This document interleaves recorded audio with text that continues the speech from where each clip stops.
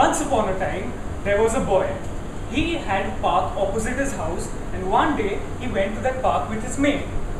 There on the park, he saw a few children playing around, and there were two goats present at that park.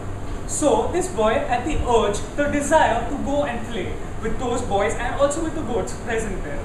So he went and he wanted to show the other boys who were present that how cooler he was than them, and he went and sat astride a goat. He caught the horns of the goat and wanted to ride it like a horse. But the goat was indifferent to it. Then he caught the long ears of the goat and twisted it.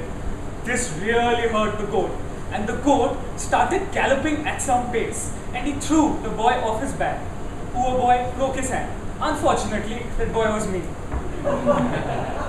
That day, I learned a lesson that being oversmart will always have the opposite effect of what you want it to or wish it to happen. Good evening, fellow Toastmasters and guests. I live in a joint family just about 500 meters from here. My mother, a very lovable person, has been the secret behind my success. She is a teacher by profession and has been teaching for the past 20 years at St. Augustine's Day School. She has been my trainer, my mentor, as well as my guide. She always told me one thing, that I should never look into one, just not concentrate on one area and grab any opportunity that comes towards me. That is one of the main reasons why I have been an all-rounder and have excelled in a number of fields, be it academics or be it sports.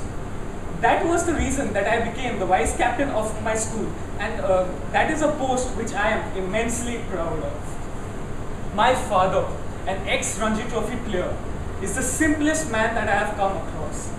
He has also played with Saurav Ganguly and wanted to continue cricketing as a career, but because of his duties towards the family, he could not do so. He used to manufacture t-shirts earlier as family business, but now he's a jeweler and is in a partnership with 3 other cousins of his. My father also taught me how to play cricket, but I like playing football. He never discouraged me. He always told me that I should always play what I feel like playing. That was the reason I became the football captain of my team and also took part in cricket as well as hockey in my school level. My father used to have a girlfriend in his college days. Now I call her mom. Yes, they used to run around trees. I also have a younger brother. As my friends say, he looks exactly like me. And in my school, they used to call him Nano Vedant. Well, I love being the elder brother. Though others may complain that being the elder brother is not good. You get fired by your mom, blasted by your father, but I am used to that, so it does not make much of a difference to me.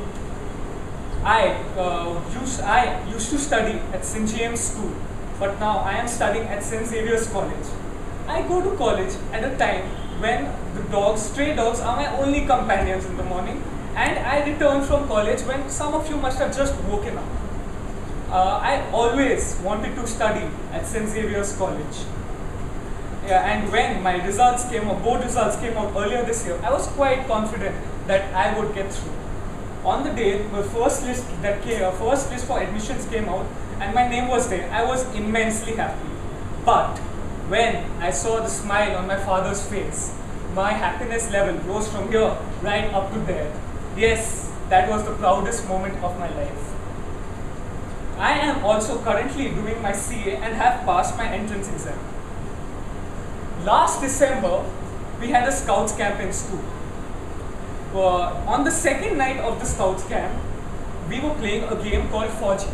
Well, the main objective of the game is that you have to snatch the life of your opponent, which is the handkerchief that is tucked into his pants. So around 2 o'clock in the morning, while I was running after one of the opponents, I suddenly ran. I was running after one of the opponents, and then suddenly, bang! I ran into a wall. I thought I did not hurt myself much, but when I looked down, I saw that my finger was crooked. It had dislocated. I went to Chittaranjan Hospital then and there and got my X-ray done. The doctor there told me that he could not help me. I was thinking, what is wrong with this guy? He just gave me 2 pills and went back off to sleep. I went and washed my hand and thank God it went back to place. I will never forget that night throughout my life. Next morning, when I told my mom about the incident, I got the worst blasting of my life. I will never forget that morning also. Well, I have made a lot of mistakes in my life and I have learned also from them, and that has made me a better person.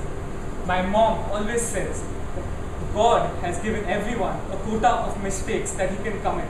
But if a person does not learn from those mistakes, he will never become a good man. She told me this at the tender age of 12, and I understood the meaning a few months ago. Back to you, Master Sir.